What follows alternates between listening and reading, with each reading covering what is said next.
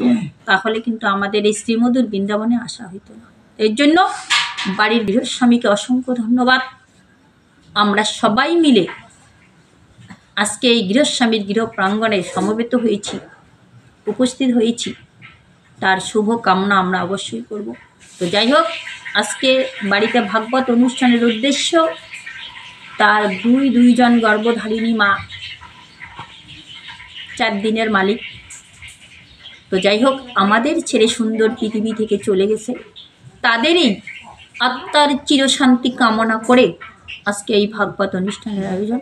তো আমরা সবাই মিলে সে আদি অনাদি সৃষ্টিকর্তার কাছে করে জোরে প্রার্থনা করব, তারা যেন আবারও স্বর্গবাসী হয় এবং আবারও মানুষ রূপে জন্মগ্রহণ করে এবং কৃষ্ণ ভক্ত হয়।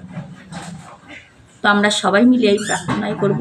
এবং বাড়ির গৃহস্বামী আরও যে মনের আশা আকাঙ্ক্ষা ও বিলাস নিয়ে আমাদেরকে ডেকেছে, আহ্বান করেছে, ভগবান যেন অচিরায় তার মনোবাঞ্ছা পূর্ণ করে এবং আগামী দিনে রাধা গোবিন্দের যুগল চরণে আরও যেন বেশি করে কৃষ্ণ ভক্তি হয়, সবাই সুস্থ থাকে, ভালো থাকে, এই প্রার্থনা আমরা করি।